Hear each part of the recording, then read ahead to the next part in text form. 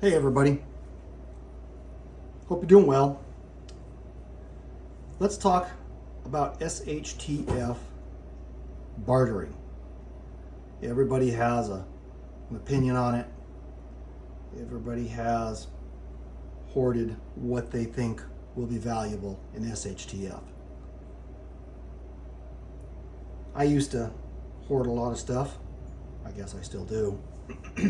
But my views upon bartering have changed over the years, and primarily because I read a book by a guy who had lived through the 2001 financial collapse in Argentina. And you have to look at it from a perspective of what you have. Things have value today based upon our current living situation. Our homes are grossly inflated in value because banks will loan 60 years now. And people can afford it based upon that.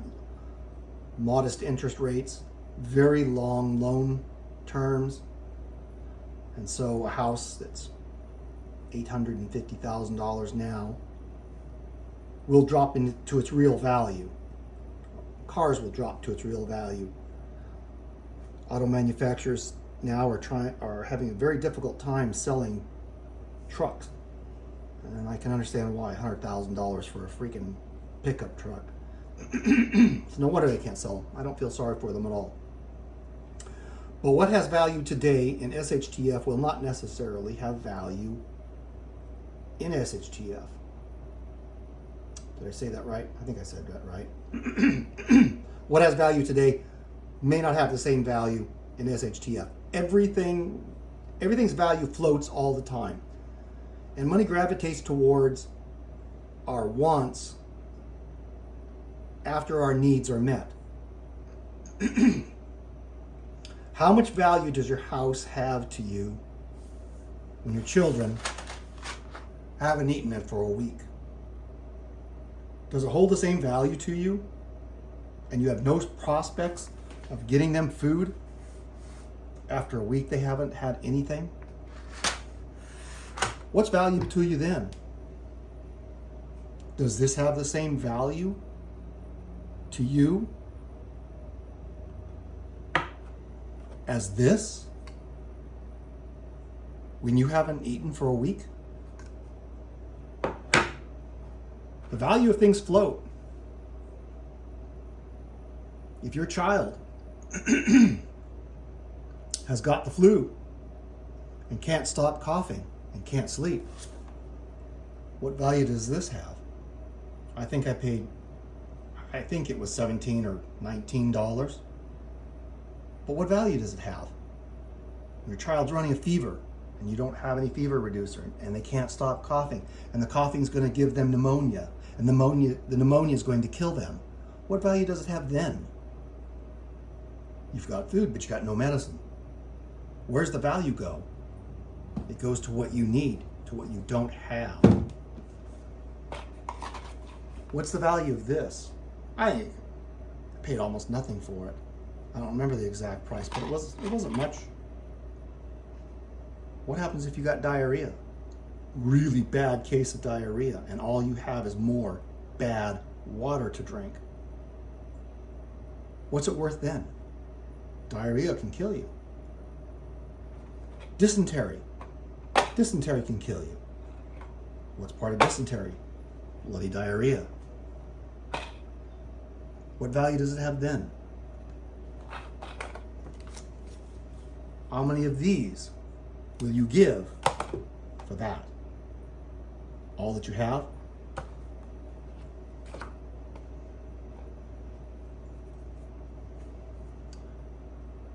Rich Dad, Poor Dad. He says, buy tuna fish. See him all the time on shows now, talking about the coming financial collapse. And he says, buy tuna fish, buy tuna fish, buy pallets of tuna fish. Corned beef from, I believe it's Brazil. Wasn't expensive. When was the last time you saw one of those? What value does it have? Spam with garlic even. Ha ha ha. Don't believe the expiration dates, because it's not true. I've seen videos of guys that have eaten these 5 years out of expired by 5 years. Opened it up, ate it, it was perfectly fine. That expiration date has to do with nutritional value remaining, and I believe the number is 80%. It has nothing to do with when the food goes bad. The food goes bad when it rots. Break the seal, it's gonna rot. Period.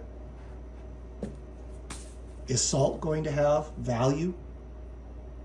If you don't have any, it's very valuable. How about spices?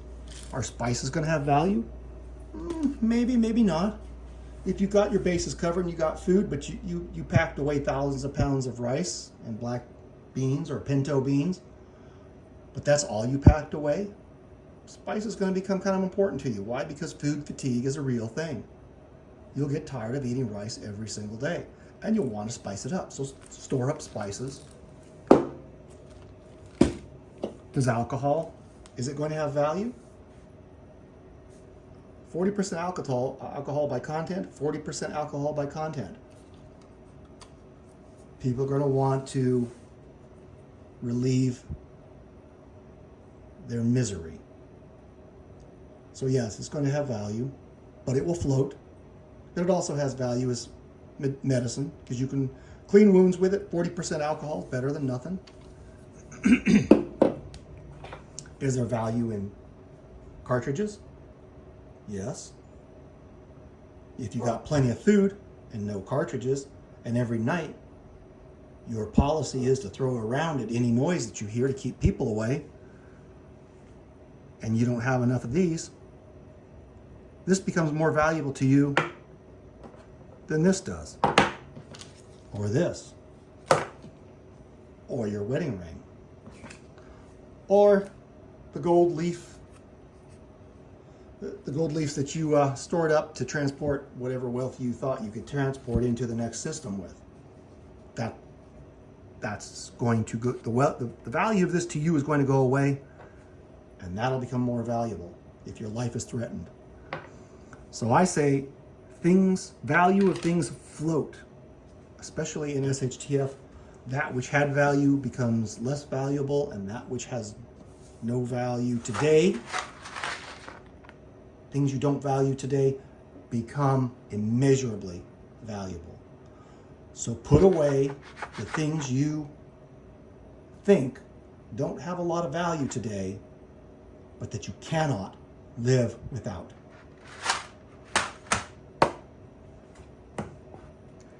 You can live without this. You can. You can live without this. You can. You can even live without this.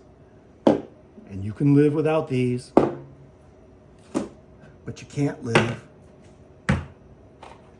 without this. And if you get sick, you can't live without this.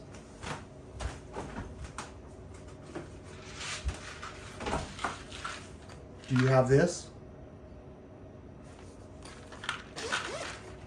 You need it. What will you not give for some penicillin when your little baby boy is dying from an infection? You tell me what you wouldn't give for it. Tell me. What would you not give?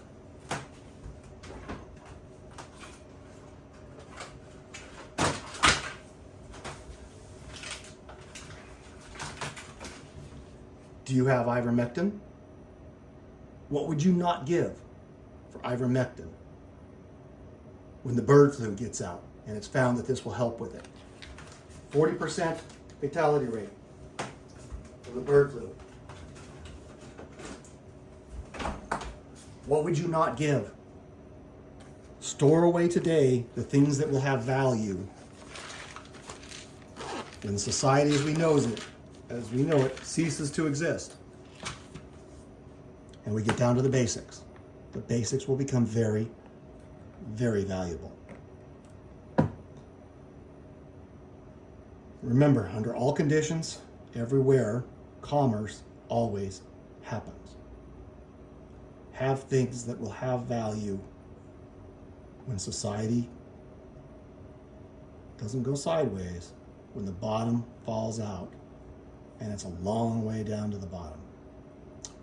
Anyway, that's my thought for the day. Get busy, because time is short.